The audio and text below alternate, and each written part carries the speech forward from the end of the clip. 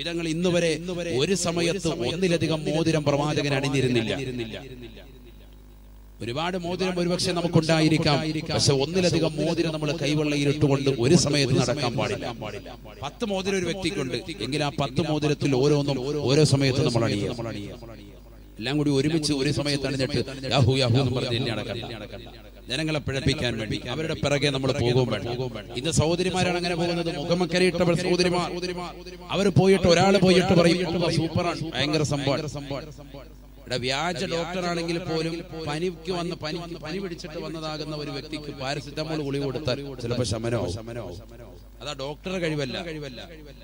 എന്തുകൊണ്ടായിരിക്കും? Paracetamol കൊടുത്തതിന്റെ കഴിവുണ്ടാകും. Paracetamol കഴിച്ചുകൊണ്ട് പനി മാറി എന്ന് പറയുന്നത് ഒരു വ്യാജ സിദ്ധന്മാരിരുന്നിട്ട് അവർ പറയുന്നത് 100 കുല്ലുഹുള്ള ഒതുക്കം മാറിക്കെന്ന് പറയും. ആ കുല്ലുഹുള്ളാടെ പറയുന്നതുകൊണ്ട് അസുഖം മാറി. അവർ പറയും ഭയങ്കര സംഭവമാണ്, അവര് ഭയങ്കര സംഭവമാണ്.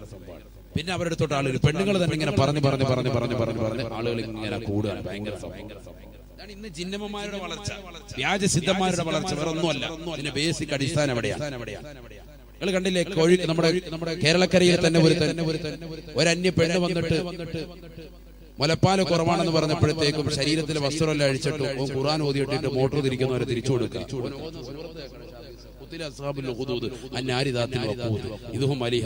സൂറത്തുൽ ബുറൂജ്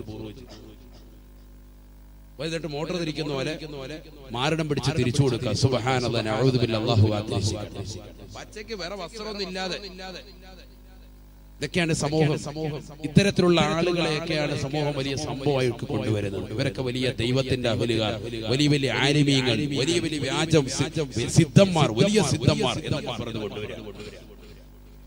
ഇവിടെ എത്രയോ ആലിമീങ്ങൾ, എത്രയോ സമുന്നതരാകുന്ന പണ്ഡിതന്മാർ, എത്രയോ ഉലമാക്കൾ നമുക്കുണ്ട്, എത്രയോ പണ്ഡിതന്മാർ നമ്മുടെ നാട്ടിലുണ്ട്. ഈ മഹത്തുക്കളെയും ഈ ഉലമാക്കളെയും ഈ ഖാദിമാരെയും ഒക്കെ തള്ളിക്കളഞ്ഞിട്ട് ഇത്തരത്തിലുള്ളതാകുന്ന വ്യാജസിദ്ധന്മാരുടെ പിറകെ സഹോദരിമാര് പോണോ? വ്യാജ ജിന്നന്മാരുടെ ചാരത്തേക്ക് നമ്മൾ ഓടണോ? എത്ര മോശപ്പെട്ട സംഗതിയാണ്. കച്ചവടം തകർക്കാൻ, ഓരോ വ്യക്തിയും അവന്റെ കച്ചവട സ്ഥാപനങ്ങൾ ഇല്ലാതാക്കാൻ, ഒരു വ്യക്തി പച്ച പിടിച്ച് കാണുമ്പോൾ അവന്റെ പച്ചപ്പ് ഇല്ലാതാക്കാൻ, അവന്റെ കുടുംബം തകർക്കാൻ, അവന്റെ ജീവിതം നശിപ്പിക്കാൻ വേണ്ടി വ്യാജന്മാരുടെ അടുക്കലേക്ക് പോയി കൂടോത്രം ചെയ്ത് മാരണം ചെയ്ത് ഇത്തരത്തിലുള്ളതാകുന്ന പ്രവർത്തനങ്ങൾ നടത്തുന്നവർ ശ്രദ്ധിക്കണം. നബി പറഞ്ഞത് എത്ര വ്യക്തമാണ്. അല്ലാഹുവിന്റെ റസൂൽ പറഞ്ഞില്ലേ? ഇവിടെ പറഞ്ഞത് കൊണ്ട് തന്നെയല്ലേ അന്യ പുരുഷനെ കാണൽ തന്നെ ഹറാമായ നിലയ്ക്ക് നീ എങ്ങനെയാണ് ഈ അന്യ പുരുഷന്റെ മുന്നിൽ പോയിരുന്നിട്ട് അവനെ കൊണ്ട് ഊദിക്കുക? എങ്ങനെയാണ് എനിക്ക് മനസ്സിലാകുന്നില്ല അതിന്റെ മസല എന്താണ്. അന്യപുരുഷനെ കാണൽ ഹറാമാണെന്ന് പറഞ്ഞ സ്ഥിതിക്ക് അന്യപുരുഷനെ മുന്നിൽ ഒരു പെണ്ണിനെ മുന്നിലിരുത്തിയിട്ട് ഇങ്ങനെ തലയിലോ തുണിയെല്ലാം എടുത്ത് മാറ്റിയിട്ട് തലയിൽ ഇങ്ങനെ തലയിക്കൊണ്ട് റാഹത്താക്കിയിട്ട് ഊതി കൊടുക്കുക. എന്താണിത്? എങ്ങനെയാണ് ഇത് ദീനാകുന്നത്? ഇതെങ്ങനെ സുന്നത്തുമാത്താണ്? ഇതെങ്ങനെ ദീനിൽപ്പെട്ടതാകും? ഇതൊക്കെ ശ്രദ്ധിക്കണ്ടേ? നമ്മുടെ സഹോദരങ്ങൾ മനസ്സിലാക്കണ്ടേ? ഇതൊക്കെ വ്യാജന്മാരെന്ന് തിരിച്ചറിയണ്ടേ? അന്യ പെണ്ണിനെ കാണൽ തന്നെ ഹറാമല്ലേ? മുലിയാരായുണ്ടതിന്റെ മസല മാറൂ? അങ്ങനെയുണ്ടോ? റസൂലുള്ളാഹി സ്വല്ലല്ലാഹു അലൈഹി വസല്ലം തങ്ങൾ പറയുകയാണ്, അബ്ദുല്ലാഹി ഇബ്നു അംർ ഇബ്നുൽ ആസ് റളിയല്ലാഹു തആല അൻഹു, അബ്ദുല്ലാഹി ഇബ്നു അംർ ഇബ്നുൽ ആസ് റളിയല്ലാഹു തആല അൻഹു നിവേദനം ചെയ്യുന്ന ഹദീസാണ്. അല്ലാഹുവിന്റെ റസൂൽ ഓർമ്മപ്പെടുത്തുകയാണ്, ഇന്നല്ലാഹ ലാ യഖ്ബിദുൽ ഇൽമ ഇന്തിസാഅൻ യന്തസിഉഹു മിനൽ ഇബാദ്. അല്ലാഹു സുബ്ഹാനഹു വ തആല ഇൽമിനെ ഒറ്റയ്ക്ക് അല്ലാഹു പിടിക്കൂല, ഒരൊറ്റപ്പെടുത്തത്തിലൂടെ അല്ലാഹു ഉരിയെടുക്കൂല. ولكن يقبض العلم بقبض العلماء. അല്ലാഹു സുബ്ഹാനഹു വ തആല ലോകാവസാന സന്ദർഭമാകുമ്പോൾ ഇൽമിനെ ഉയർത്തുന്നത് പണ്ഡിതന്മാരെ മരിപ്പിക്കുന്നതിലൂടെയാണ്, ആലിമീങ്ങളെ മരിപ്പിക്കുന്നതിലൂടെയാണ്, മഹത്തുക്കളെ മരണിപ്പിക്കുന്നതിലൂടെയാണ്. അവരുടെ മരണത്തോടു കൂടിയാണ് അല്ലാഹു സുബ്ഹാനഹു വ തആല ഇൽമിനെ ഉയർത്തിക്കൊണ്ടു പോകുക. ബഹുമാനപ്പെട്ട ശംസുൽ ഉലമ മരണപ്പെട്ടു പോയില്ലയോ? താജുൽ ഉലമ മരണപ്പെട്ടു പോയില്ലയോ? നൂറുൽ ഉലമ മരണപ്പെട്ടു പോയില്ലയോ? എത്രയോ മഹത്തുക്കൾ മരണപ്പെട്ടു പോയി. സാത്വികരാകുന്ന സമുന്നതരാകുന്ന പണ്ഡിതന്മാരെ അല്ലാഹു മരിപ്പിക്കലിലൂടെയാണ് ഇൽമിനെ അല്ലാഹു ഉയർത്തുക. എങ്ങനെ ഉയർത്തും? അല്ലാഹു സുബ്ഹാനഹു വ തആല അറിവുള്ളതാകുന്ന പണ്ഡിതന്മാരങ്ങ് മരിപ്പിക്കും. എന്നിട്ട് നബി തങ്ങൾ പറയാൻ, കേട്ടോളി, ഹത്താ ഇദാ ലം യബ്ഖ ആലിമുൻ, ഒരു പണ്ഡിതൻ പോലും ഇല്ലാതെ വരുമോ, ഇത്തഖദന്നാസു റൂസൻ ജുഹാല, ജനങ്ങൾ വിവരമില്ലാത്ത വിവരദോഷികളാകുന്ന വ്യാജ സിദ്ധന്മാരെ, വ്യാജ ആൾക്കാരെ, വ്യാജ ചിന്നുമ്മമാരെ അവർ പണ്ഡിതരായി രംഗപ്രവേശനം ചെയ്യുമത്രേ, അവരെ മുൻപന്തിയിലേക്ക് കൊണ്ടുവരുമത്രേ. ജനങ്ങൾ അങ്ങനെ പടച്ചുണ്ടാക്കും. വിവരദോഷികളാകുന്ന ആളുകളെ നേതൃത്വത്തിലേക്ക് കൊണ്ടുവരും. വലിയ ആള് പച്ച പതിച്ചിട്ട് ഇങ്ങനെ നടക്കും, വലിയ തസ്ബീഹ് കഴുത്തിട്ടു, ഇവനാണ് ശൈഖ് എന്ന് പറയും. എത്ര വ്യാജ തരീഖത്തുകൾ, എത്ര വ്യാജ ശൈഖന്മാർ നമ്മുടെ നാട്ടിലൂടെ എടുത്തിട്ടുണ്ട്.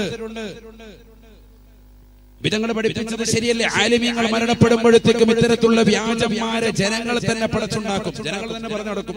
ആള് ഭയങ്കര സംഭവമാണ്. ഏത് വിവരമില്ലാത്ത ആളിന്റെ കൂടെ ഉണ്ടാവും കുറെ ആൾക്കാർ പുറകെ പൊടി പിടിച്ചിട്ട്. അങ്ങനെയാണ് ഏത് പ്രസ്ഥാനമായിട്ട് വരുന്നവനൊക്കെ ഇവിടെ വാഴാനുള്ള സൗകര്യം പ്രത്യേകിച്ച് കേരളത്തിൽ കൊടുക്കും. അങ്ങനെയാണ്. ജാമിന ടീച്ചർ വന്നപ്പോഴുണ്ടായിരുന്നു രണ്ടുപേരും പുറകെ നിസ്കരിക്കാൻ. അടുത്ത ആഴ്ച ഇല്ല, ഹൈദ് കാരണം പിന്നെ നിർത്തിവെച്ചു. ഇതുവരെ ഹൈദ് നിന്നിട്ടില്ലെന്ന്.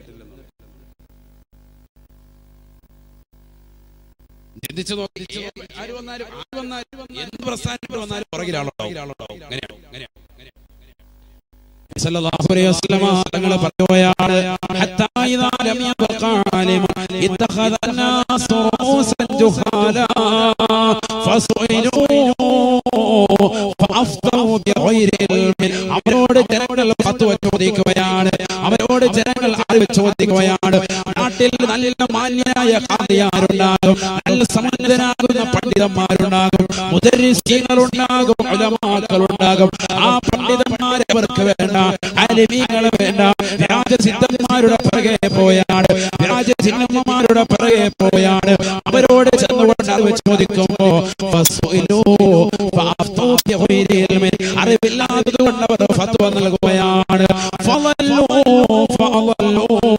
അവരും പിഴയ്ക്കുകയാണ്, സ്വന്തമായി പിഴയ്ക്കുകയാണ്.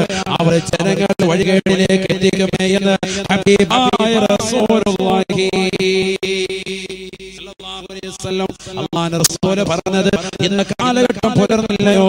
അത്തരത്തിലുള്ള വ്യാജ ചിഹ്നന്മാരുടെ സ്മിതത്തിലേക്ക് മുസ്ലിം സഹോദരങ്ങൾ പോകുന്നില്ലയോ? സഹോദര സമുദായത്തിൽപ്പെട്ട ദേവാലയത്തിൽ പോലും നേർച്ച നടത്തുന്ന മുസ്ലിമീങ്ങളില്ലയോ? നഊദു ബില്ലാഹ്, നഊദു ബില്ലാഹ്. ശിർക്ക് വെക്കരുതേ, അല്ലാഹു അല്ലാത്തവരോട് പങ്കുചേർത്ത് ആരാധിക്കരുതേ, വസനിയത്തിലേക്ക് നമ്മൾ പോകരുതേ, അടിമത്തത്തിലേക്ക് നമ്മൾ പോകരുതേ, ബിംബാരാധകരായി നമ്മൾ മാറരുതേ. അത് ഹറാമാണ്, ഹറാമാ. തികച്ചും അല്ലാഹുവിനോട് പങ്കുചേർത്തുള്ള ആരാധനയാണ്. റബ്ബിനോട് ശിർക്ക് വെക്കരുതേ. അന്യപ്പെണ്ണിനെയുള്ള കാണലും അന്യപുരുഷനോടുള്ള ദർശനവും ഹറാമാ. നീ ജീവിതത്തിൽ അങ്ങനെ കാണാതിരുന്നാൽ നിനക്ക് സ്വർഗമാണ്, സ്വർഗമാണ്.